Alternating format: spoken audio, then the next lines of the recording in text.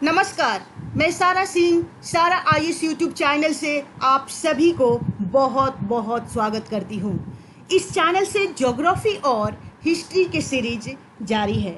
Geography में आज मैं आप लोगों को हिमालय पर्वत के बारे में बताऊंगी और चूंकि ये जो टॉपिक है बहुत ही ज़्यादा इम्पोर्टेंट है, चाहे यूपीएससी पॉइंट ऑफ व्यू से बात की जाए अथवा पीसीएस पॉइंट ऑफ व्यू से, यहाँ से क्वेश्चन आना तय होता है। इसलिए इस चैप्टर को मैं बहुत ही अच्छी तरह से कवर कराऊंगी। सभी आयामों को कवर करने का प्रयास किया गया है ताकि एग्जामिनेशन में आपसे एक भी क्वेश्चन अगर इस टॉपिक से आता है तो ना छूटे। तो चलिए जानते हैं क्या है हिमालय पर्वत और इसकी उत्पत्ति कैसे हुई थी।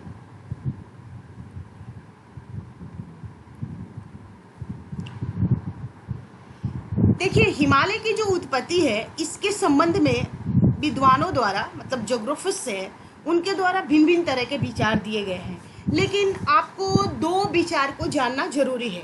और मेंस में आता है कि हिमालय पर्वत की उत्पत्ति के बारे में चर्चा करें अथवा प्रकाश डालें तो इन्हीं दो, मतलब आप जो विद्वान है इनके द्वारा जो मत दिया गया है उसको आप लिखने की कोशिश करना। एक तो है कोबर का भूसन्नति सिद्धांत, ठीक है, कोबर का भूसन्नति सिद्धांत, और दूसरा है हेरी हैस का प्लेट विवर्तनिक सिद्धांत। इसके अलावा भी है, होम्स का है, डेली का है, बहुत सारे सिद्धांत है, लेकिन आपको दो सिद्धांत के बारे में जानना होगा। कोबर चूंकि एक जर्मनी के प्रसिद्ध भूगर्भ शास्त्री थे और इन्होंने बताया था कि आज जहाँ हिमालय है, ठीक है, मतलब आज का जहाँ हिमालय है वहाँ पर, जहाँ आज हिमालय है वहाँ पर भूतकाल में यानी कि पास्ट में क्या था, टेथिस महासागर था। क्या था? टेथिस महासागर था। टेथिस सागर के उत्तर में अंगारा लैंड था तथा दक्षिण में गोंडवाना लैंड था, ठीक है। टेथिस सागर के उत्तर में अंगारा लैंड था और दक्षिण में गोंडवाना लैंड था, ठीक है। कोबर के अनुसार दोनों भूखंडों में नदियां बहती थी। कोबर महोदय कह रहे हैं कि इन दो भूखंडों में क्या नदियां बहती थी, यानी कि एक जुरासिक काल था, ठीक है। जुरासिक काल में जो आज आप देख रहे हैं विभिन्न महादेश देखते हैं वो सभी क्या था, एक ही खंड में था। उसको क्या बोला जाता था? पैंजिया बोला जाता था। क्या बोला जाता था? पैंजिया, ठीक। लेकिन जुरासिक काल में इसमें क्या होता है कि विभाजन होता है, ठीक है, और ये पैंजिया टूट जाता है। और जब पैंजिया टूटता है तो इसके उत्तर वाले पार्ट को क्या बोलते हैं? इसके उत्तर वाले पार्ट को याद रखिएगा, उत्तर वाले पार्ट को अंगारा लैंड, ठीक है, अंगारा लैंड के नाम से जाना जाएगा। और दक्षिण वाला पार्ट को क्या, गोंडवाना लैंड के पार्ट के रूप में जाना जाएगा। किस काल में पैंजिया में विभाजन हुआ था? तो ये आपको याद होना चाहिए, जुरासिक काल में, ठीक है। और एक ही महासागर था। क्या था? एक ही महासागर था जिसका नाम क्या था? पैंथेलासा। ये था पैंथेलासा। क्लियर? उसके बाद देखते हैं क्या होता आगे चलकर कि जब जुरासिक काल में अंगारा लैंड और गोंडवाना लैंड बनता है पैंजिया से, तो इसके बीच में एक टेथिस सागर है। जब गैपिंग जो ये बना तो इसी के बीच में टेथिस सागर का निर्माण हुआ। क्या? टेथिस सागर का। आप देख रहे होंगे ये अंगारा लैंड है और ये है गोंडवाना लैंड, ठीक है। और इसी अंगारा लैंड और गोंडवाना लैंड में कोबर महोदय का कहना है कि बहुत सारी नदियां बहती थी। देखिए नदी और ये नदी, ये सब रिवर में लिख दी हूँ, और इधर भी मतलब गोंडवाना लैंड में भी रिवर और इधर भी रिवर फ्लो करती थी, ठीक है। तो ये जो नदियाँ थी जब फ्लो करती थी और जाकर टेथिस सागर में गिरती थी, तो जब टेथिस सागर में गिरती थी तो नदियाँ अपने साथ सिल्ट सेडिमेंट्स को ले जाकर क्या करती थी, डिपोजिट करती थी। कहाँ पर? तो टेथिस सागर में, टेथिस सागर में ये डिपोजिट करती थी, ठीक है, नदियाँ। तो ऐसा हुआ कि बहुत वर्ष बाद ये टेथिस सागर पूरा मलबा से भर जाता है। हजारों लाखों वर्ष बाद क्या होता है कि ये टेथिस जो सागर है आपका पूरा मलबा सेडिमेंट से भर जाता है। आप देख रहे होंगे ये टेथिस सागर, ये पूरे मलबा से क्या हुआ, भर गया। और जब ये मलबा से भरेगा तो नीचे का जो मलबा है अत्यधिक दाब के कारण, ये जो मान लेते हैं कि ये नीचे का मलबा है, ऊपर से मलबा और भरते जा रहा है, इधर से भरते जा रहा है, तो नीचे का मलबा क्या हो जाएगा, अत्यधिक दाब के कारण चट्टान का रूप ले लिया। किसका रूप ले लिया? चट्टान का रूप ले लिया। और कोबर साहब का कहना है कि कोबर के अनुसार गोंडवाना लैंड तथा अंगारा लैंड में यही बहने वाली नदियां ने लंबे समय तक टेथिस सागर में अवसादों को क्या किया था, निक्षेपण किया था, जिससे टेथिस भूसन्नति मलबा से भर गया। अब देखिए टेथिस भूसन्नति क्या होता है। भूसन्नति एक ऐसा जलीय क्षेत्र होता है जिसमें लगातार मलबा का क्या होता है, निक्षेपण होते रहता है। क्या होते रहता है, मलबा का निक्षेपण होते रहता है। यहाँ तक क्लियर हुआ। उसके बाद फिर कोबर क्या कह रहे हैं कि कोबर के अनुसार एक समय ऐसा आया जब अवतलन होने से, मतलब नीचे की तरफ टेथिस सागर में भूसन्नति में सिकुड़न होने लगा। क्या होने लगा, सिकुड़न होने लगा, तथा दोनों तरफ से दबाव पड़ने लगा। ठीक है, अंगारा लैंड से भी दबाव पड़ने लगा और गोंडवाना लैंड से भी दबाव पड़ने लगा, तथा उसमें जमा जो अवसाद है उसमें वलन होने लगा। ठीक है, उसमें वलन होने लगा। वलन मतलब मोड़ पड़ने लगा। क्या होने लगा, वलन मतलब मोड़ पड़ने लगा।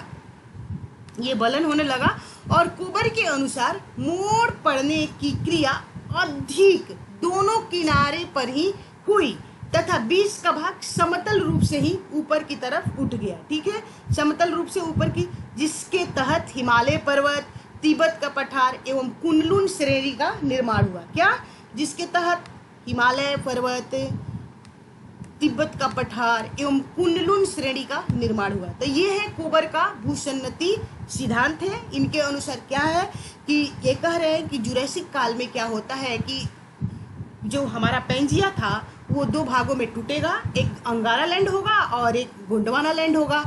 और अंगारा लैंड और गोंडवाना लैंड दोनों में नदियां बहती थी और चूंकि टूटने से इनके बीच वाला जो पार्ट बना था उसमें टेथिस सागर का निर्माण हुआ था और इसी टेथिस सागर में नदियां अपने मलबे को लाकर निक्षेपित करती थी। और धीरे धीरे हजारों करोड़ों वर्ष बाद क्या होगा कि ये जो मलबा है ऊपर से दाब पड़ेगा और दाब पड़ने से क्या होगा, यानी कि इनमें अवतलन होगा और ये चट्टान का रूप धारण कर लेगा। ठीक है, और चट्टान का रूप धारण करने के बाद अत्यधिक दोनों तरह से दाब पड़ रहा है, तो दाब पड़ने से क्या हो जाएगा, ये एक मोड़ का रूप ले लेगा, यानी कि बलन का रूप ले लेगा। उदाहरण के तौर पर मान लेते हैं कि आप एक स्प्रिंग टाइप का तार लीजिए। ठीक है, और आप लेते हैं दोनों हैंड से, ये देखिए मैं बता, ये मान लेते हैं एक तार है। ठीक है, और दोनों इधर से भी आप इसको मोड़िए और इधर से भी मोड़िए। ठीक है, तो आप इधर से भी मोड़ेंगे तो क्या हो जाएगा, ये ऐसे ऐसे उठने लगेगा। ठीक है, इसमें क्या हो जाएगा, मोड़ पड़ने लगेगा अगर दोनों तरफ से आप प्रेशर लगाएंगे तो उसी तरह क्या हुआ था, उधर से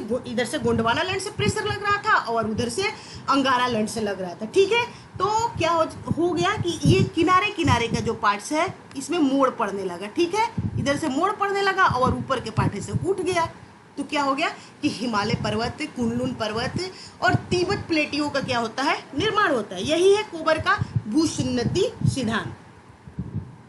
अब देखिए हैरी हैस का प्लेट विवर्तनिक सिद्धांत। दोनों ही सिद्धांत आपके लिए इंपॉर्टेंट है और जब भी हिमालय की उत्पत्ति लिखने के बारे में आएगा तो आपको दोनों सिद्धांतों को चर्चा करना होगा। हैरी हैस का प्लेट विवर्तनिक सिद्धांत, यह सिद्धांत भी हिमालय की उत्पत्ति का सफल व्याख्या करता है। क्या करता है, यह सिद्धांत भी हिमालय की उत्पत्ति की सफल व्याख्या करता है। ठीक है, और इस सिद्धांत के अनुसार पृथ्वी के सतह से, ठीक है, पृथ्वी की जो सतह है 200 किलोमीटर की गहराई में जाने पर पूरी पृथ्वी पर दृढ़ भूखंड पाया जाता है। ठीक है, क्या पाया जाता है, दृढ़ भूखंड पाया जाता है। ठीक है, पाया जाता है और यह दृढ़ भूखंड कुल 7 भागों में विभाजित है। जी हाँ, 7 भागों में, यानी कि 7 बड़े भागों में क्या है, विभाजित है। 7 बड़े भागों में विभाजित है, जिसे प्लेट कहा जाता है। क्या कहा जाता है, जिसे प्लेट, आप जानते हैं ना 7 बड़े प्लेट है। तो ये बता रहे हैं कि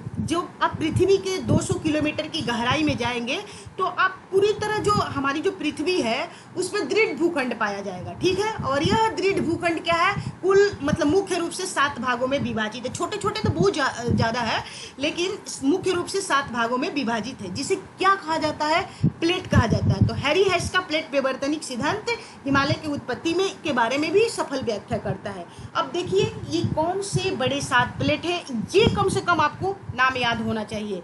एक तो भारतीय प्लेट है, ठीक है, इंडियन प्लेट है, यूरेशियन प्लेट है, ठीक है, और अफ्रीकन प्लेट है, उत्तरी अमेरिकन प्लेट है, दक्षिणी अमेरिकन प्लेट है, प्रशांत महासागर प्लेट है और अंटार्कटिका प्लेट है। ओके, ये these are the 7 big plates. Okay, तो भारतीय plate, Eurasian plate, African plate, उत्तरी अमेरिकन प्लेट, दक्षिणी अमेरिकन प्लेट, प्रशांत महासागर प्लेट और अंटार्कटिका प्लेट। कैसे याद रखोगे? तो उत्तरी अमेरिकन प्लेट और दक्षिणी अमेरिकन प्लेट वैसे आपको याद हो जाएगा, भारतीय प्लेट आपको याद ही है। और इतना तो आपको पता है ना, जब आप सिविल की तैयारी कर रहे हो तो भारतीय प्लेट और यूरेशियन प्लेट की टक्कर हुई थी, कोलाइड हुआ था, ये भी आपको पता है, ठीक है। तब जाकर हिमालय की उत्पत्ति हुई थी, इतना तो जरूर पता होना चाहिए। तो यानी कि भारतीय प्लेट, यूरेशियन प्लेट आपको याद, उत्तरी अमेरिकन प्लेट और दक्षिणी अमेरिकन प्लेट ये भी याद हो गया। अब एक अफ्रीकन प्लेट याद कर लेना और एक अंटार्कटिका प्लेट और एक महासागर वाला प्रशांत महासागर प्लेट याद हो गया। चलो, ये प्लेटें गतिशील हैं, क्योंकि प्लेटें क्या है, आपस में गति करती रहती है। और इस सिद्धांत के अनुसार जब भारतीय प्लेट, देखिए ये क्या कह रहे हैं कि ये जो प्लेट है आपस में क्या है, गतिशील है। क्योंकि आप देखते हैं ना कि पृथ्वी में बार बार भूकंप आते रहते, क्यों? प्लेटों के गति की वजह से ऐसा होता है, ठीक है। तो ये प्लेटें क्या है, आपस में गतिशील है। और इस सिद्धांत के अनुसार जब भारतीय प्लेट यानी कि जो इंडियन प्लेट है उत्तर की ओर प्रवाहित होते हुए, ये माने हमारी इंडियन जो प्लेट है वो उत्तर की ओर प्रवाहित होते हुए यूरेशियन प्लेट से टकरा जाती है। क्या करती है? यूरेशियन प्लेट से टकराती है, मतलब कोलाइड होता है, टक्कर होता है, ठीक है। जिसके परिणाम स्वरूप दोनों प्लेट के बीच में स्थित टेथिस सागर में अवसादी मलबे में बलन होने लगता है तथा इसके परिणाम स्वरूप हिमालय का निर्माण होता है। ये भी बहुत आसान है, थोड़ा बहुत ही चेंजिंग है। यानी कि टेथिस सागर में क्या होगा, इसमें भी टक्कर होगा। जब दोनों में टक्कर होगा तो दाब पड़ेगा, और जब दाब पड़ेगा तो क्या होगा, जब दाब पड़ेगा तो ऑलरेडी क्या होगा, वहां पर फोल्ड होने लगेगा, यानी कि वलन होने लगेगा और अथवा मोड़ पड़ने लगेगा। तो इनका भी सिद्धांत कोबर के सिद्धांत से ही मेल खाता है। बस आपको ये याद रखना है कि ये कोबर का है, भूसन्नति सिद्धांत है।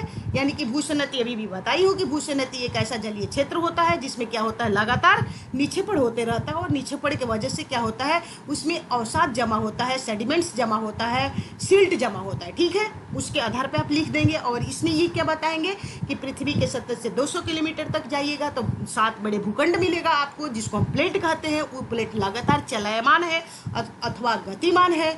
और ऐसे ही क्या हुआ था कि यूरेशियन प्लेट में और इंडियन प्लेट में टक्कर हो गया था, और यूरेशियन प्लेट और चूंकि यूरेशियन प्लेट और क्या बोलते हैं, इंडियन प्लेट के बीच में टेथिस महासागर था, और टेथिस महासागर में जो गाद था, जो मलबा था, जो सिल्ट था, जो अवसाद था, टक्कर के वजह से क्या हुआ, उसमें वलन हुआ। और इसी वलन के परिणाम स्वरूप हिमालय, कुनलुन, ठीक है, तिब्बत प्लेटियो इत्यादि का क्या होता है, निर्माण होता है। क्लियर? अब देखिए, थोड़ा यहाँ समझिएगा फिगर के माध्यम से, क्योंकि फिगर के माध्यम से ही आपको ज्योग्राफी करना है अथवा लिखना है। तो 70 से 65 मिलियन वर्ष पूर्व, मिलियन है ये जो है मिलियन है, तो 70 से 65 मिलियन वर्ष पूर्व में क्या होता है। क्योंकि हम 70 से 65 क्यों लिख रही हूँ, क्योंकि ज़्यादा 65 से 70 होना चाहिए था, लेकिन मैं BC की बात कर रही हूँ। तो जब BC होता है तो ज़्यादा से कम की तरफ, यानी कि ग्रेटर टू लोअर लिखा जाता है। ओके, तो 70 से 65 मिलियन वर्ष पूर्व क्या हुआ था कि ये देखिए, मान लेते हैं कि हम इसको टेथिस सागर बना दिए हैं, ठीक है। ये टेथिस सागर है, ये इसका नॉर्थ पार्ट है, क्या है, नॉर्थ पार्ट है, और ये इसका साउथ पार्ट है, ठीक। मान लेते, इमेजिन कर लेते हैं, ठीक। और उसमें क्या होता है, ये इंडियन प्लेट है, ओके, ये इंडियन प्लेट है और ये यूरेशियन प्लेट है। इस चूंकि प्लेट चलायमान है, गतिमान है, ठीक है, तो इसमें कोलाइड हो जाता है। क्या होगा, कोलाइड होगा, टक्कर होगा। तो टक्कर होने के बाद ये जो आप ये, और बीच में टेथिस भूसन्नति है, क्या है, टेथिस भूसन्नति है, ठीक है। यूरेशियन प्लेट है और ये इंडियन प्लेट है। क्लियर? इतना तो समझ में आ रहा है। ये टेथिस भूसन्नति है। जब ये कोलाइड हुआ, ठीक है, टक्कर हुआ, तो इंडियन प्लेट चूंकि भारी है, क्या है, भारी, इसकी डेंसिटी ज़्यादा है, तो और ये यूरेशियन प्लेट हल्का है इसके अपेक्षा में, तो इंडियन प्लेट सबडक्ट हो गया, नीचे की तरफ ये धंस गया, ठीक है। और यहाँ पर जो मलबा वगैरह था टेथिस सागर में, यहाँ पर समझिए ये आपका इंडियन प्लेट है और ये है यूरेशियन प्लेट में, ये टक्कर होता है। टक्कर होने के बाद में ये क्या होगा कि यहाँ का जो मलबा है ये उठेगा तो पहले बनेगा ये आपका ग्रेटर हिमालय बन गया, जो अवसाद ये इत्यादि अवसाद जमा था तो ग्रेटर हिमालय। फिर कुछ दिन के बाद फिर अवसाद ये भरा, उसके बाद क्या हुआ, मध्य हिमालय, और लास्ट में ये शिवालिक का निर्माण होता है। ठीक है, समझ में आया। और चूंकि इंडियन प्लेट का घनत्व ज़्यादा है इसलिए नीचे की तरफ दब गया है। ठीक है, सबडक्ट हो गया है। एक क्वेश्चन आप लोगों से पूछना चाहूंगी कि हिमालय में तो अर्थक्वेक बहुत ज़्यादा आते रहते हैं, लेकिन क्या कारण है कि वहाँ पर वोल्केनिक एक्टिविटीज़ नहीं होता है? Why, what is the reason behind it? तो एक्चुअली में क्यों, इसलिए क्योंकि जो हमारा इंडियन प्लेट है वो सबडक्ट तो हुआ है लेकिन उस अवस्था तक सबडक्ट नहीं हो पाया है, उस निश्चित की तरफ नहीं धंस पाया है जहाँ पर बहुत ज़्यादा टेम्परेचर हो और उस टेम्परेचर के वजह से ये प्लेट मेल्ट हो जाए और इससे क्या बने, मैग्मा बने। क्योंकि जब मैग्मा नहीं बनेगा तो लावा का उद्गार नहीं होगा, और जब लावा का उद्गार नहीं होगा तो ज्वालामुखी क्रियाएं कैसे हो सकती है? यही वजह है कि हिमालय में वोल्केनिक एक्टिविटी नहीं होता है। याद कर लीजिएगा, नहीं होता है यानी कि न के बराबर। क्लियर? जबकि अर्थक्वेक बहुत ही ज़्यादा आते रहते हैं, ये एक रीजन है। मैं इसको डिटेल में करा दूंगी, बस अभी आपको संक्षेप में बताइए। क्लियर? अब देखिए, समझ में आ गया ये।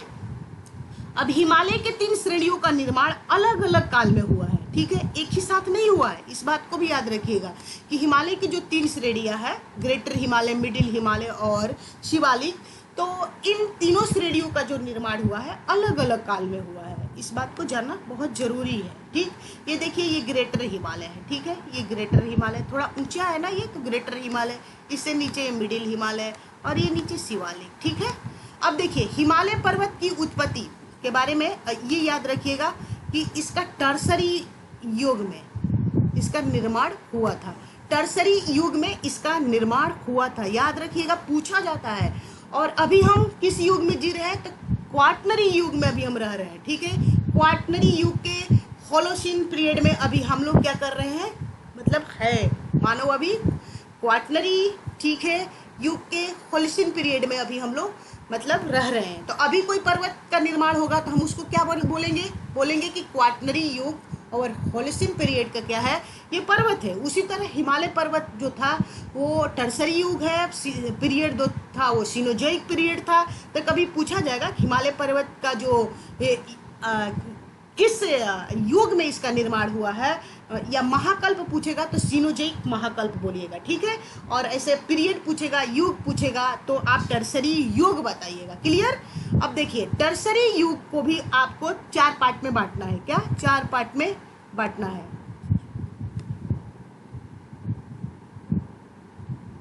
टर्सरी युग को आपको 4 पार्ट में बांटना है।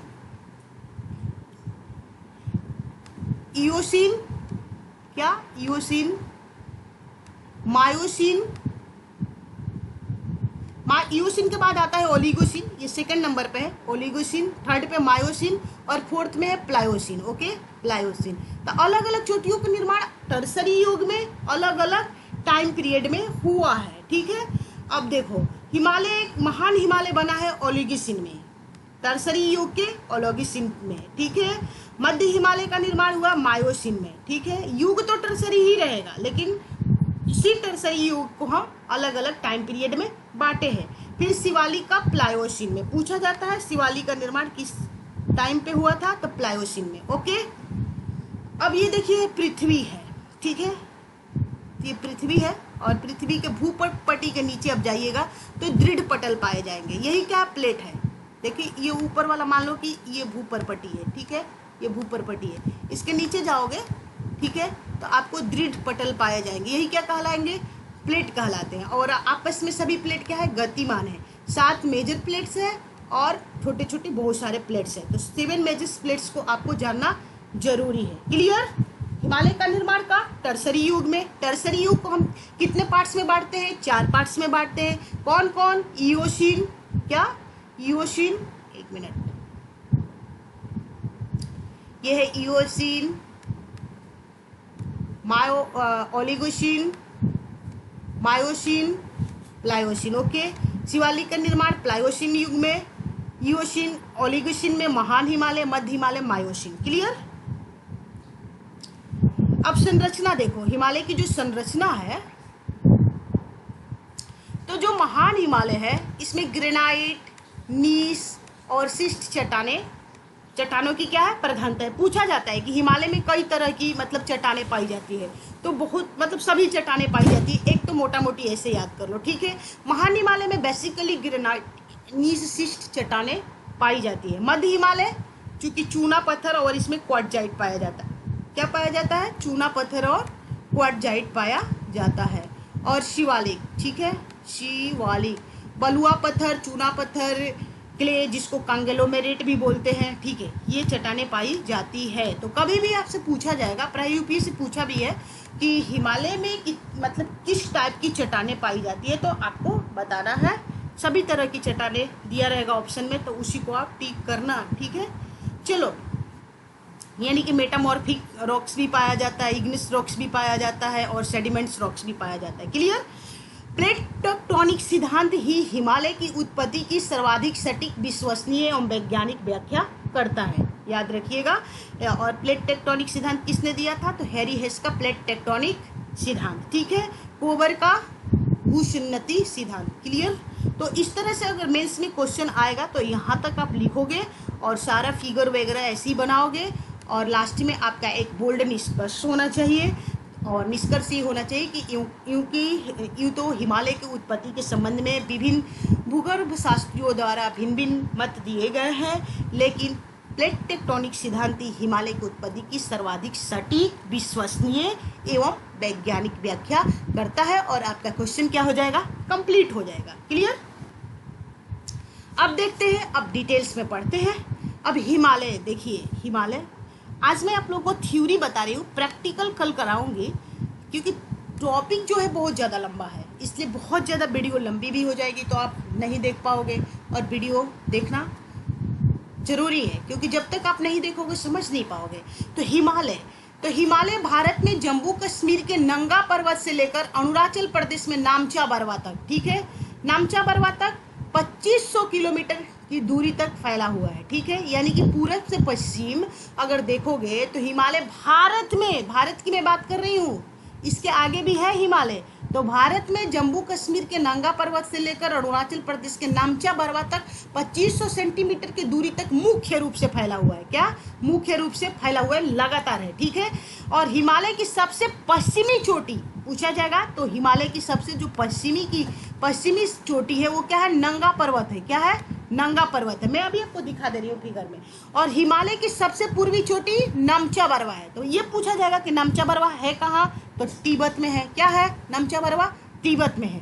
और पश्चिम में हिमालय की चौड़ाई अधिक है, ठीक है, पश्चिम में हिमालय की चौड़ाई अधिक है। सारा चीज मैं क्लियर करा रही हूँ इमेज के माध्यम से।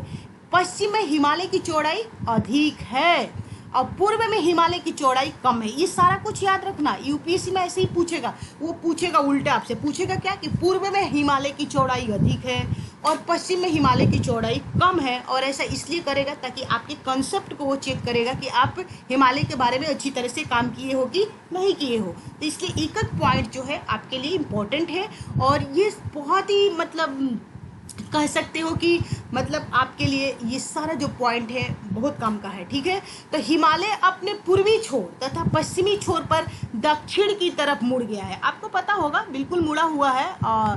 पूर्वी छोर पे आप देखते हैं कि नामचा बरवा के पास यू टर्न ले लेता है हिमालय, और फिर अपनी जो नागा इत्यादि पहाड़ियों के रूप में वो क्या करता है? दक्षिण की तरफ मोड़ लेते हुए फिर म्यांमार की तरफ यारकान योमा इत्यादि, और फिर उसके बाद अंडमान निकोबार में वही यारकान योमा पर्वत आता है और अंडमान निकोबार द्वीप समूह का निर्माण करता है, ठीक है। अभी मैं फिगर में दिखा रही हूँ। तो पूर्वी छोर तथा पश्चिमी छोर पर दक्षिण की तरफ मुड़ गया है, और इधर भी पश्चिम की छोर पर भी सुलेमान पर्वत इधर से निकलेगा, फिर से जाके उधर हिंदकुश पर्वतमाला की तरफ यही हिमालय पर्वत आपको पश्चिम की छोर पर भी मुड़ जाएगा, ठीक है। और हिमालय का आकार धनुषाकार है, ठीक है। कैसा है? तो हिमालय का जो आकार है भाई धनुषाकार है। यहाँ से यहाँ देखिएगा नंगा पर्वत और यहाँ देखिएगा नामचा बरवा, और इसके बीच में जो हिमालय फैला है तो इस रूप में फैला है, यानी कि धनुष के आकार में है, ठीक है, यानी कि धनुषाकार है। या उसके बाद हिमालय की जो श्रृंखला पाकिस्तान में सुलेमान पर्वत इंपॉर्टेंट है आपके लिए कि हिमालय जो भारत के बाद जब हिमालय पश्चिम की तरफ बढ़ेगा तो जो हिमालय की श्रृंखला है वो पाकिस्तान में सुलेमान पर्वत के नाम से जाना जाएगा, तथा अफगानिस्तान में हिंदू कुश पर्वत के नाम से भी जाना जाता है। आपको पता होगा ये नाम से जाना जाता है। पूर्वी छोर पर हिमालय के दक्षिणवर्ती मोड़ को पूर्वोत्तर भारत के अलग अलग राज्यों में अलग अलग नाम से जाना जाता है। ठीक है, अब देखिए देखिए यहाँ जान लीजिए, जो पूरब की तरफ हिमालय जो मुड़ेगा, तो मिजोरम में मिजो पहाड़ी। आज के बाद जानिएगा मिजो पहाड़ी किसका पार्ट है, हिमालय का ही। मणिपुर पहाड़ी। उसके बाद नागालैंड नागा पहाड़ी। अरुणाचल प्रदेश पोटकोई बुम पहाड़ी किसका पार्ट है, तो हिमालय का पार्ट है। क्लियर। और म्यांमार में इसे यारकान योमा पर्वत श्रेणी कहते हैं। म्यांमार में इसे किस पर्वत श्रेणी के नाम से जानते हैं, तो आरकान योमा पर्वत श्रेणी के नाम से जानते हैं। हिमालय एक नवीन वलित पर्वत है। ठीक है, यंग फोल्डेड माउंटेन है। ये आपको पता है क्यों, क्योंकि अभी भी हिमालय का निर्माण जारी था। बीच बीच में शोध होते रहता है हिमालय के संदर्भ में। तो अभी भी हिमालय मतलब प्रति वर्ष 2 सेंटीमीटर के ऊंचाई से क्या कर रहा है कि बढ़ते जा रहा है, यानी कि 2 सेंटीमीटर के दर से हिमालय आज भी बढ़ रहा है। इसलिए आज भी हिमालय का निर्माण जारी है। इसलिए हिमालय क्या है, एक नवीन वलित पर्वत है। इसका 1953 में जब माउंट एवरेस्ट की ऊंचाई लिया गया था, मेजर किया गया था, तो 8,848 मीटर था। लेकिन अभी इसका ऊंचाई जो है 8,850 यानी कि मीटर से, यानी कि हिमालय कहीं ना कहीं हिमालय क्या है, अभी भी हिमालय का निर्माण कार्य जारी है। ये भी याद रखिएगा, हिमालय एक नवीन वलित पर्वत है। और हिमालय के अंतर्गत 4 समानांतर पर्वत श्रेणी को शामिल किया जाता है। हिमालय के जो अंतर्गत है वो 4 समानांतर जो है पर्वत श्रेणी को क्या किया जाता है, शामिल किया जाता है। क्योंकि देखिए चैप्टर जो है थोड़ा सा लेंदी है, इसलिए आप कॉन्शियस होकर पढ़ना। पहला कौन है, तो ट्रांस हिमालय। क्या है, ट्रांस हिमालय। ट्रांस हिमालय नाम जरूर सुने होंगे। ट्रांस का मतलब होता है पार, यानी हिमालय के पार बोलते हैं ना, ट्रांस बाउंड्री के पार। तो ट्रांस हिमालय यानी कि पार हिमालय। उसके बाद बृहद हिमालय, महान हिमालय या सर्वोच्च हिमालय। देखिए मतलब महान हिमालय, सर्वोच्च हिमालय, ग्रेटर हिमालय, ये बृहद हिमालय का ही सब नाम है। ठीक है, बृहद हिमालय को हम महान हिमालय के भी नाम से जानते हैं, सर्वोच्च हिमालय के नाम से जानते हैं, ग्रेटर हिमालय के नाम से जानते हैं, हिमाद्री के नाम से जानते हैं और आंतरिक हिमालय के नाम से भी जानते हैं। ये सभी क्या है, बृहद हिमालय का नाम है। याद कर लेना, बृहद हिमालय को महान हिमालय, सर्वोच्च हिमालय, हिमाद्री और आंतरिक हिमालय के नाम से जाना जाता है, अर्थात इनर हिमालय। क्लियर। इसी को ग्रेटर हिमालय भी कहा जाता है इंग्लिश में। अब मध्य हिमालय, देखिए मध्य हिमालय को भी कई नाम से जाना जाता है। और चूंकि बृहद हिमालय, मध्य हिमालय, शिमालिक हिमालय ही क्या है, एक्चुअल हिमालय है। क्या है, एक्चुअल हिमालय है। अब देखो मध्य हिमालय को किन किन नामों से जानते हैं, तो लघु हिमालय के नाम से जानते हैं। ठीक है, इसको हिमाचल हिमालय के नाम से भी जाना जाता है, इसको मिडिल हिमालय के नाम से भी जाना जाता है, इसको लेसर हिमालय के नाम से भी जाना जाता है। इस बात को आप जरूर याद रखना, मध्य हिमालय, लघु Himalaya, middle Himalaya, lesser Himalaya, Himachal Himalaya. Clear. उसके बाद देखिए शिवालिक हिमालय, तो शिवालिक हिमालय और इसको बाह्य हिमालय के रूप में भी जाना जाता है। आप ग्रेटर हिमालय को भूल से भी बाह्य हिमालय मत समझ लेना। ठीक है, शिवालिक को बाह्य हिमालय के रूप में जाना जाता है। ठीक है, तो अब देखिए ट्रांस हिमालय, पार हिमालय क्या है। ट्रांस हिमालय या पार हिमालय जो है, इसके अंतर्गत हिमालय के उत्तर में जम्मू कश्मीर राज्य में 3, याद रखना 3 पर्वत श्रेणियों को शामिल किया जाता है। 3 पर्वत श्रेणियों को शामिल किया जाता है। कौन कौन, तो एक तो काराकोरम है, एक लद्दाख है और एक जास्कर है।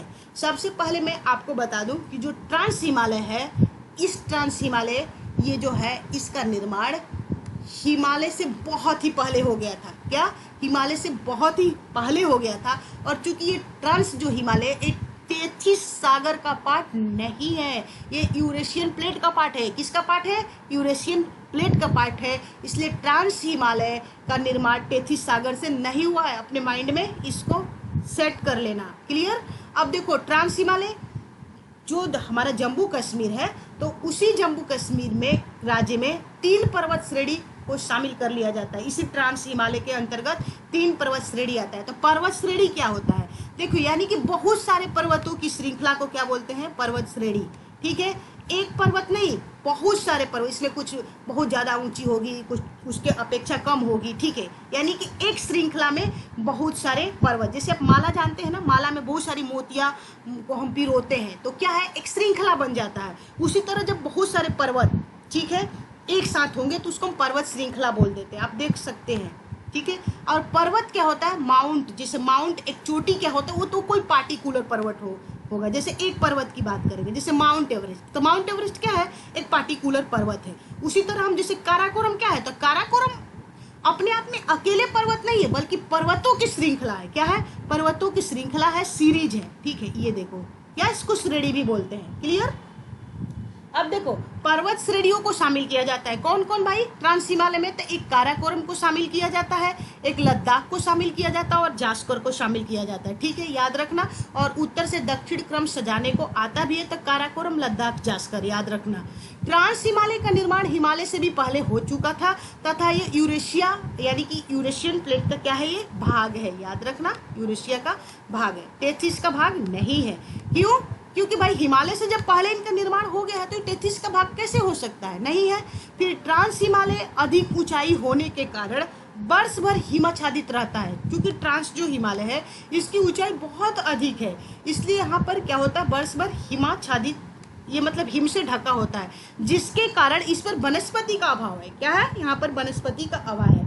काराकोरम ट्रांस हिमालय तथा भारत की सबसे उत्तरी श्रेणी है, याद रखना, जो काराकोरम है, काराकोरम ट्रांस हिमालय तथा भारत की सबसे उत्तरी श्रेणी है, क्लियर। भारत के सबसे उत्तरी श्रेणी पूछेगा या उत्तरी पर्वत श्रृंखला के बारे में बात होगा, तब क्या बताओगे, काराकोरम, ठीक है। काराकोरम, लद्दाख, जास्कर, याद रखना, तीनों कहाँ है, J&K में है।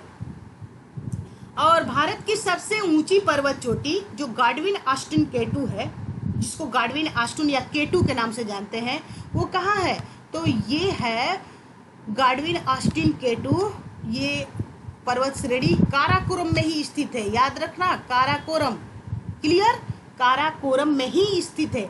और चूंकि केटू जो है ये भारत की सबसे ऊंची चोटी है, हालांकि ये विवादित है, क्यों, क्योंकि ये पाक ऑक्युपाइड कश्मीर में आता है, ठीक है।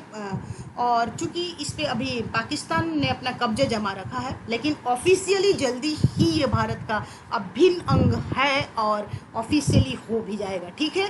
तो तब इसीलिए मान लिया जाता है कि भारत की जो सबसे लंबी पर्वत श्रृंखला है भारत में, श्रृंखला नहीं, पर्वत है, उसको कंचनजंगा को माना जाता है, क्योंकि थोड़ा विवादित है। लेकिन जब भी अगर क्वेश्चन पेपर में केटू मिले कि सबसे भारत की ऊंची पर्वत कौन है, तब केटी को टिक करना, अदरवाइज केटू नहीं दिया रहेगा, कंचनजंगा रहेगा, तब कंचनजंगा को करना, क्लियर। अब काराकोरम श्रेणी पर 4 ग्लेशियर हिमनद है। कभी कभी पूछा जाता है कि काराकोरम श्रेणी पर नहीं याद हो तो कोई बात नहीं है, लेकिन कर लेना चाहिए। 4 ग्लेशियर है, ग्लेशियर यानी कि हिमनद है, कौन कौन है, एक तो सियाचिन है, हिस्पर है, बियाफो है और बालातोरा है, ठीक है। ये जो सियाचिन है ना, यहीं तक भारत की मिलिट्री पाई जाती है, मतलब यहाँ तक हमारी सेना तैनात रहती है भारत की रक्षा के लिए, क्लियर। तो काराकोरम श्रेणी पर 4 ग्लेशियर मुख्य रूप से जो है सियाचिन है, हिस्पर है, बियाफो है और बालतोरा है। और इसी सियाचिन ग्लेशियर तक भारतीय मिलिट्री जो है, भारतीय सेना जो है, भारत की रक्षा के लिए क्या है, तैनात है, क्लियर।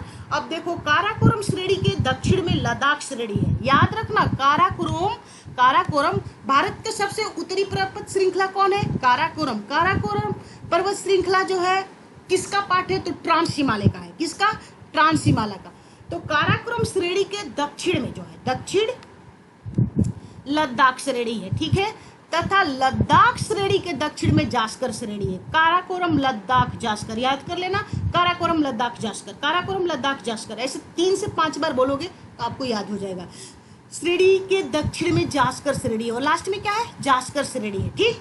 ट्रांस हिमालय के अंतर्गत 3 पर्वत श्रेणी है, कौन, काराकोरम, लद्दाख, जास्कर।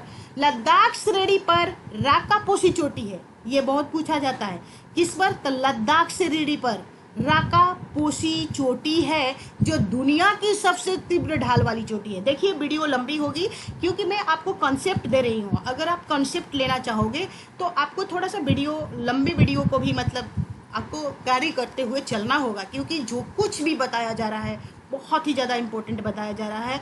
मतलब आप बड़े बड़े कोचिंग संस्थानों में जाओगे तो इसके लिए बहुत ज़्यादा आपको फ़ी देना होता है, और उसके बावजूद भी आपका कंसेप्ट क्लियर नहीं होता है। ये सच्चाई है, आप इस बात को माने या ना माने, लेकिन ये रियलिटी है। तो इसलिए जो बताया जा रहा है आप उसे समझे, बहुत आपको फायदा करेगा। तो लद्दाख श्रेणी पर राकापोशी चोटी है, जो दुनिया की सबसे तीव्र ढाल वाली चोटी है। क्या है? दुनिया की तीव्र ढाल वाली चोटी है। एक चीज इंपॉर्टेंट और जानिए, प्रायः पूछा जाता है एग्जाम में कि जो लद्दाख श्रेणी है ये किन दो नदियों के बीच है। तो एक श्योक नदी है जो सिंधु की ही सहायक नदी, इसके दाहिने तट पे है। तो लद्दाख जो श्रेणी है वो दो नदियों के बीच में है, ये आपके लद्दाख श्रेणी है। तो कौन कौन नदी है भाई? तो एक श्योक नदी है और एक सिंधु नदी है। क्लियर? सिंधु नदी कहाँ से निकलती है? बोखरचू ग्लेशियर। ओके, याद रखना सब कुछ। और एक श्योक नदी है। तो ये पूछा जाता है कि लद्दाख श्रेणी किन दो नदियों के बीच में है। तो श्योक नदी और सिंधु नदी। सिंधु नदी लद्दाख एवं जास्कर पर्वत श्रेणी से प्रवाहित होते हुए पाकिस्तान में जाती है। आपको तो पता ही है, फिर जाके ये कराची के पास अरब सागर में मिल जाती है। मैं बताई थी जब सिंधु रिवर सिस्टम के बारे में, तो ये सब कुछ कराई हूँ। तो सिंधु नदी लद्दाख एवं जास्कर पर्वत श्रेणी से प्रवाहित होती है। ये भी पूछा जाता है। काराकोरम लद्दाख जास्कर, ठीक है, काराकोरम लद्दाख जास्कर। तो जो सिंधु नदी है ये लद्दाख एवं जास्कर पर्वत श्रेणी से प्रवाहित होती है। मैप में भी दिखाऊंगी, और इन सारी चीज़ों को याद कर लेना, बहुत ज़्यादा इंपॉर्टेंट है। होते हुए पाकिस्तान में जाती है। तो यही पूछा जाता है कि सिंधु नदी जो है वो किन दो पर्वतों के बीच से होकर जाती है। तो लद्दाख एवं जास्कर। और ये पूछा जाता है कि लद्दाख किन दो नदियों के बीच में है। तो श्योक और सिंधु। लेह सिंधु नदी के किनारे अवस्थित है। ये भी आपको पता है, जो लेह शहर है वो सिंधु नदी के किनारे है। तो भाई श्रीनगर किस नदी के किनारे है? झेलम नदी के। यूपीएससी आपसे क्या पूछेगा? उल्टा करके पूछेगा कि श्रीनगर जो है वो सिंधु नदी के किनारे है और लेह जो है वो झेलम के किनारे। गलत हो जाएगा। लेह सिंधु नदी के किनारे अवस्थित है और जो श्रीनगर है वो झेलम नदी के किनारे स्थित है। क्लियर? अब देखिए, अब बृहद हिमालय के बारे में जानिए। मैं ट्रांस हिमालय के बारे में आपको बता दी। अब ये बृहद हिमालय है। ट्रांस हिमालय क्या है? तेथिस सागर का पार्ट नहीं है। क्यों? क्योंकि उसका निर्माण हिमालय के बहुत पहले ही हो गया था। ट्रांस हिमालय के अंतर्गत कितनी चोटियां है भैया? कितनी पर्वत श्रृंखला है? तो आप बताइएगा। काराकोरम, लद्दाख और जास्कर। क्या बताना है? काराकोरम, लद्दाख और जास्कर।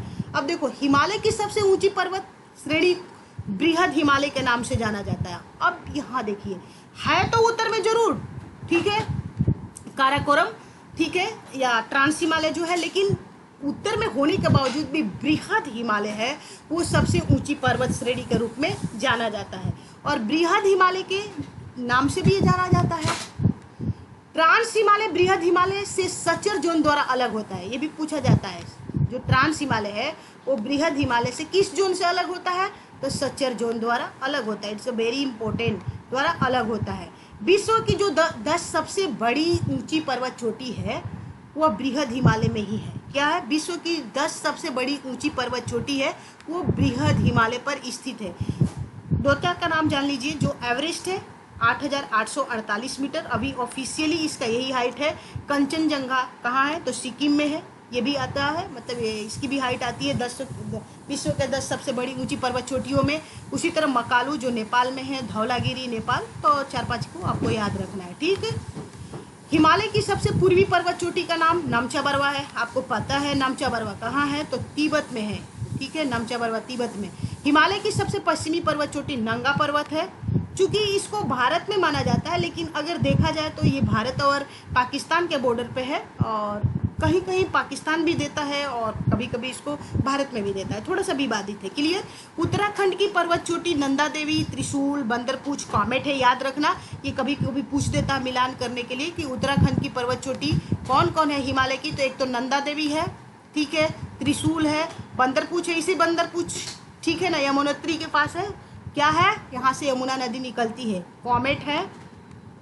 और उत्तराखंड में बृहद हिमालय पर 2 ग्लेशियर है। ये सब आपको पता है। उत्तराखंड में बृहद हिमालय में ही, या मैं क्यों बता रही हूँ, थोड़ा ये याद रखना कि बृहद हिमालय पर ही कभी भी आपको यूपीएससी भुलवाने की कोशिश करे या आपके कॉन्सेप्ट को चेक करने की कोशिश करे तो मत भूलिएगा वहाँ पर उत्तराखंड में बृहद हिमालय पर 2 ग्लेशियर है। मिडिल हिमालय नहीं, बृहद हिमालय पर कौन कौन, तो एक गंगोत्री है, गंगोत्री से गंगा नदी निकलती है, और एक यमुनोत्री है, यमुनोत्री से यमुना नदी निकलती है। क्लियर। अब देखिए, अब लघु हिमालय के बारे में जाने। जो लघु हिमालय है इसको बहुत सारे नामों से जानते हैं, अभी भी मैं बताई हूँ आपको लघु हिमालय। एक मिनट,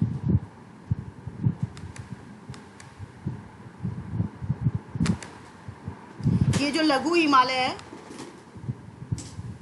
इसको मध्य हिमालय भी बोलते हैं, हिमाचल हिमालय भी बोलते हैं, मिडिल हिमालय भी बोलते हैं, लेसर हिमालय भी बोलते हैं। याद रखना, लघु हिमालय पूर्व से लेकर पश्चिम तक बृहद हिमालय के साथ विस्तृत है। ठीक है, ये जो लघु हिमालय है वो पूरब से पश्चिम लेकर बृहद हिमालय के साथ साथ क्या है, ये विस्तृत है। ठीक है, और लघु हिमालय की 5 श्रेणियाँ उल्लेखनीय है। ठीक है, 5 श्रेणियाँ उल्लेखनीय है, जिसमें से कुछ इंपॉर्टेंट जान लो।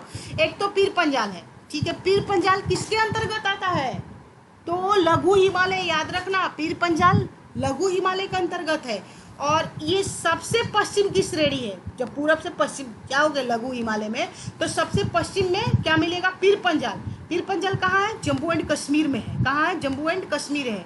उत्तर में श्रीनगर, इसके उत्तर में क्या है, श्रीनगर है, तथा दक्षिण में जम्मू है।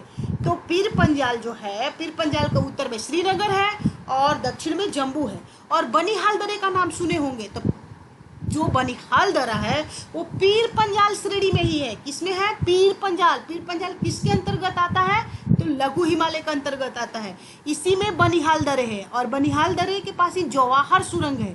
जवाहर सुरंग बनिहाल दर्रा पर अवस्थित है। ठीक है, और यही बनिहाल दर्रा क्या करता है, श्रीनगर को जम्मू से जोड़ता है। पूछा जाता है कि श्रीनगर को जम्मू से कौन सा दर्रा जोड़ता है, तो ये बनिहाल दर्रा। दर्रा क्या होता है, it is the gap between mountain. Mountain के बीच में जो गैप होता है वही दर्रा होता है, जिसको पास बोलते हैं। एक तरह से रास्ता, क्या है, रास्ता है। क्लियर। अब देखिए, अभी आप मिडिल हिमालय पढ़ रहे हो, तो मिडिल हिमालय के अंतर्गत एक और देखो श्रेणी, धौलाधर श्रेणी। ये कहाँ है, तो ये हिमाचल प्रदेश में। क्या है, हिमाचल प्रदेश में। हिमाचल हिमालय के नाम से जाना जाता है इसको। शिमला कहाँ है, तो ये धौलाधर श्रेणी में स्थित है। कभी भी पूछेगा तो गलत मत कीजिएगा। शिमला जो है कहाँ है, धौलाधर श्रेणी में है। श्रीनगर कहाँ है, तो पीर पंजाल श्रेणी में है। जम्मू कहाँ है, वो भी पीर पंजाल श्रेणी में है। शिमला कहाँ है, तो धौलाधर श्रेणी में। ऐसे ही बस आपका कॉन्सेप्ट क्लियर होना चाहिए। ठीक, उसके बाद अब मसूरी श्रेणी देखिए। 5 श्रेणी बताई ना मिडिल हिमालय में, एक मसूरी श्रेणी देखिए। तो मसूरी श्रेणी उत्तराखंड में है। कहाँ है, उत्तराखंड में। क्लियर। अब देखिए यहाँ से, लघु हिमालय वर्ष भर हिमाच्छादित नहीं रहते हैं। लघु हिमालय जो है वो वर्ष भर हिमाच्छादित नहीं रहते हैं, बल्कि गर्मियों में यहाँ पर जमे बर्फ पिघलने लगते हैं। ठीक है, जिसके कारण इसके ढलानों पर मुलायम घास उग जाते हैं। क्या होते हैं, अतः लघु हिमालय शीतोष्ण जलवायु क्षेत्र है। पूछा भी जाता है कि लघु हिमालय को हम किस जलवायु क्षेत्र में रखेंगे, तो शीतोष्ण जलवायु क्षेत्र में रखते हैं। और देखिए, घास के मैदान को क्या क्या बोलेंगे हम, अलग अलग क्षेत्रों में अलग अलग नाम से जानते हैं। तो कश्मीर में इसको मर्ग के नाम से जानते हैं। क्या ये ग है, इसको कश्मीर में मर्ग के नाम से जाना जाता है। जैसे कि गुलमर्ग, सोनमर्ग, बहुत ही बढ़िया सब जगह है। इसको पृथ्वी का जन्नत बोला जाता है। ठीक है ना, तो यहाँ पर ये सभी क्या है, घास के मैदान है। ठीक है, और सैलानी बहुत आते हैं, बहुत मस्ती करते हैं यहाँ पर, पृथ्वी का जन्नत है। क्लियर। और उत्तराखंड में क्या बोला जाता है, घास के मैदान को बुग्याल, ओके, तथा पयाल के नाम से जाना जाता है। इसको याद कर लेना, नाम से जाना जाता है। अब देखो, लघु हिमालय शीतोष्ण जलवायु प्रदेश का क्षेत्र है। आपको पता है क्यों, क्योंकि गर्मियों में क्या होता है, बर्फ पिघलेगा तो घास उगाते हैं। इन्हीं घास के मैदान को अलग अलग क्षेत्रों में जाना, उत्तराखंड में बुग्याल, पयाल और मर्ग जाना जाता है कश्मीर में। क्लियर।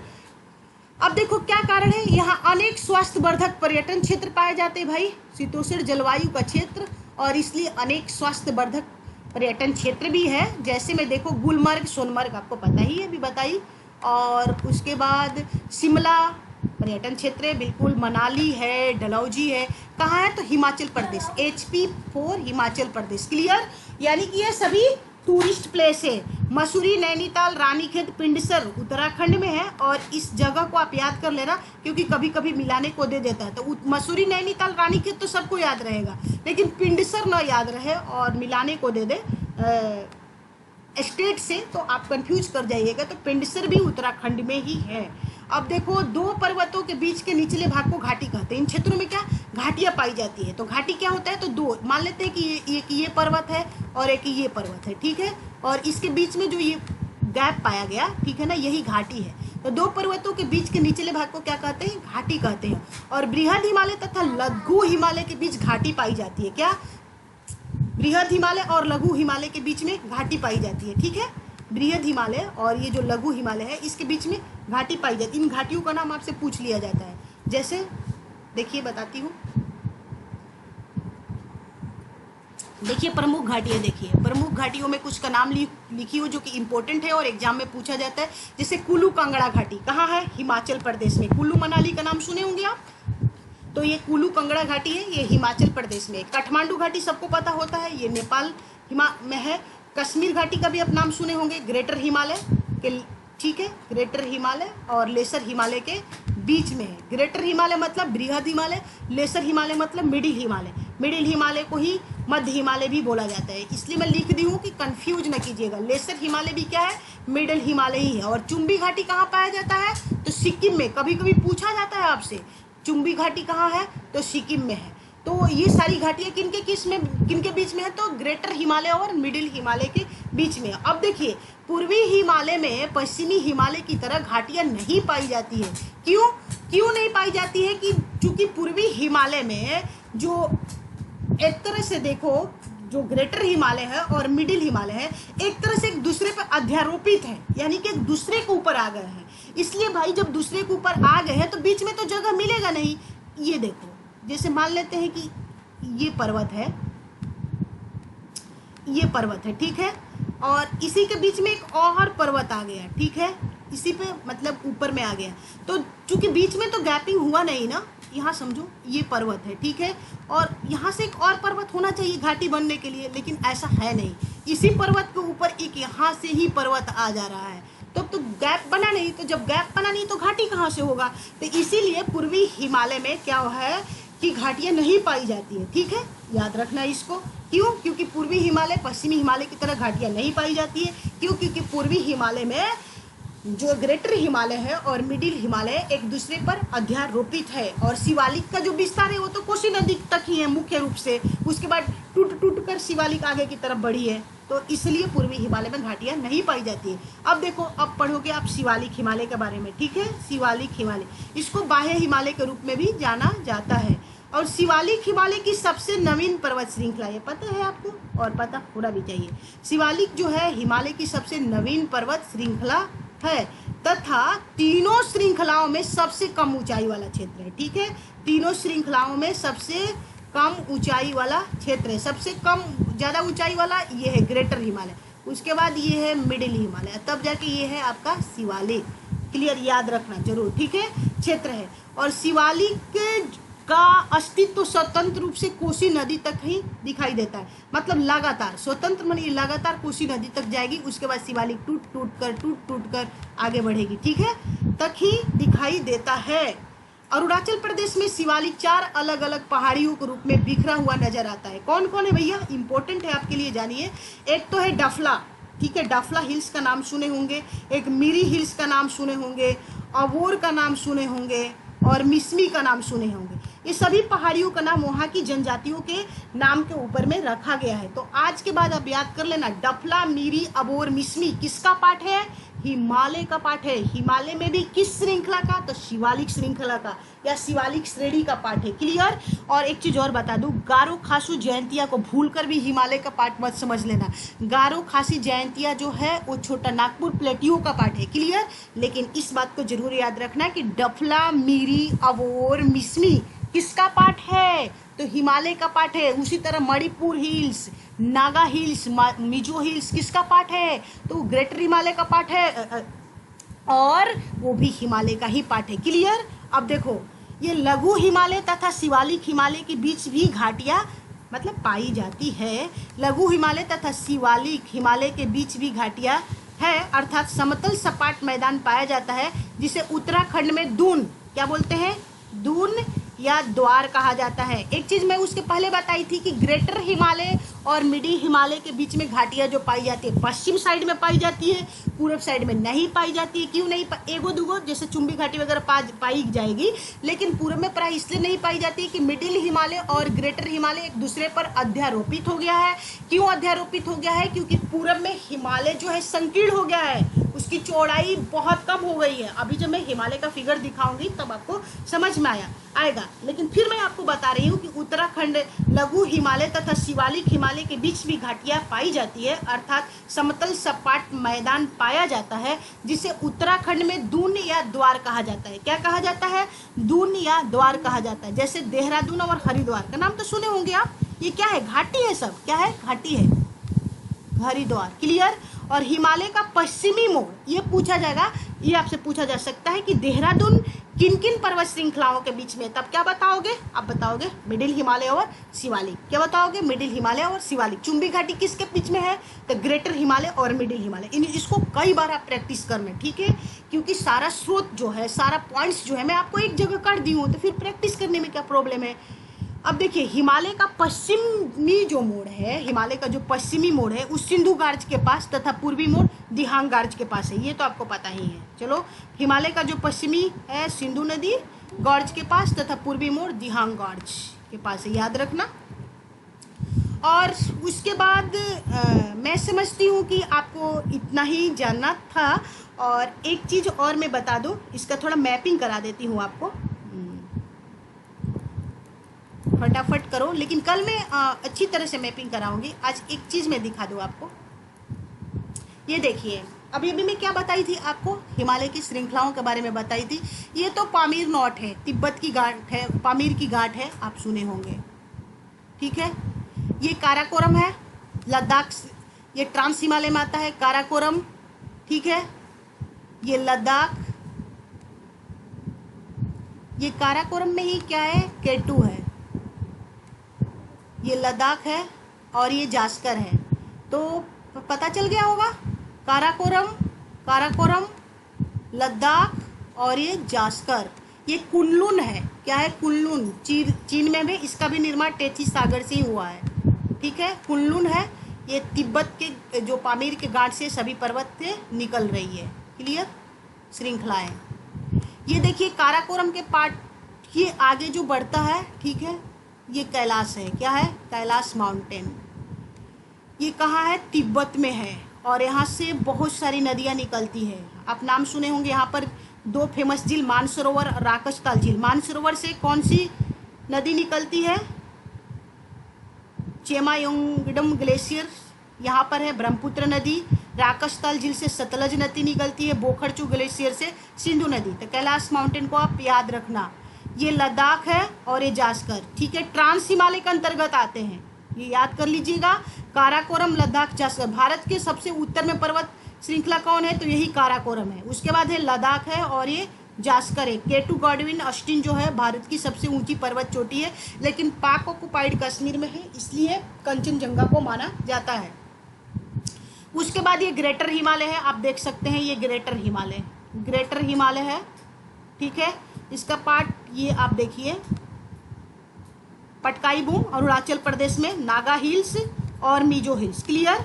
अब देखो, ये ग्रेटर हिमालय के बाद ये मिडिल हिमालय है, और चूंकि ग्रेटर हिमालय और मिडिल हिमालय यहाँ पर अध्यारोपित हो जाएंगे, ठीक है। मिडिल हिमालय ये वाला है, ठीक है, ये बीच में आने के बाद यहाँ पर अध्यारोपित हो जाता है। और ये जो पूर्वी हिमालय, पश्चिमी हिमालय ज़्यादा चौड़ा है। ये देखो, पश्चिमी हिमालय ये ज़्यादा चौड़ा है। क्यों? क्योंकि यहाँ पर दाब कम लगा है। जब हिमालय का निर्माण हो रहा था तो यहाँ पर दाब कम लगा था, और यहाँ पर दाब बहुत ज़्यादा लगा है। तो जब दाब बहुत ज़्यादा लगेगा तो ये संकीर्ण हो गया, ये एरिया क्या हो गया? संकीर्ण हो गया। और संकीर्ण होने के बाद क्या होता है कि ये जब संकीर्ण होता है तो यहाँ पर ऊंची ऊंची चोटियाँ बन गई है, ठीक है, पर्वत चोटियाँ बनी है। माउंट एवरेस्ट आप नाम सुने होंगे, मकालू, कंचनजंगा। इसीलिए यहाँ पर इस रीजन में, पूर्वी हिमालय की चौड़ाई तो कम है, लेकिन पूर्वी हिमालय में चोटियाँ जो है वो बहुत ऊंची पाई जाती है। और ये देखो शिवालिक है, ये जो आपका ये शिवालिक है, क्लियर। तो ये जो शिवालिक है ना, ये कोसी नदी तक ही लगातार है, उसके बाद टूट टूट कर आएगा, फिर ये डफला, मिसमी, मिरी में अलग अलग पार्ट से अरुणाचल प्रदेश में जाना जाता है। ये इसको मैं बताई थी कि गारो खासू जयंतिया जो है, ये देखो गारो खासी, ये गारो है, ये खासी है, ये खासी है और जयंतिया है। ये हिमालय का पार्ट नहीं है, याद रखना, ये छोटा नागपुर प्लेटियो का पार्ट है, क्लियर, छोटा नागपुर प्लेटियो का पार्ट है। तो आज मैं आप लोगों को इतना ही हिमालय के बारे में बता पाऊंगी, क्योंकि इससे ज़्यादा क्या है बताना, मतलब हो सकता है आप न समझ पाए। नेक्स्ट क्लास में मैं आपको मैपिंग के माध्यम से अभी हिमालय में बहुत कुछ जानना है हिमालय के बारे में, उसको कवर कराऊंगी। तब तक मैं जो कुछ भी बताई हूँ आप उसको प्रैक्टिस करें, बहुत ही अच्छा चीज़ मैं आपको बताई हूँ और आपको इससे बहुत ज़्यादा फ़ायदा होगा। और इस वीडियो को देखें और अपना नोट्स बनाएं। और दूसरी बात यह है कि मेरे मोटिवेशन के लिए अगर मेरी वीडियो अच्छी लगे तो मेरे चैनल को सब्सक्राइब करें, लाइक करें और ज़्यादा से ज़्यादा प्रैक्टिस करें। Thank you watching for the video. Have you nice day.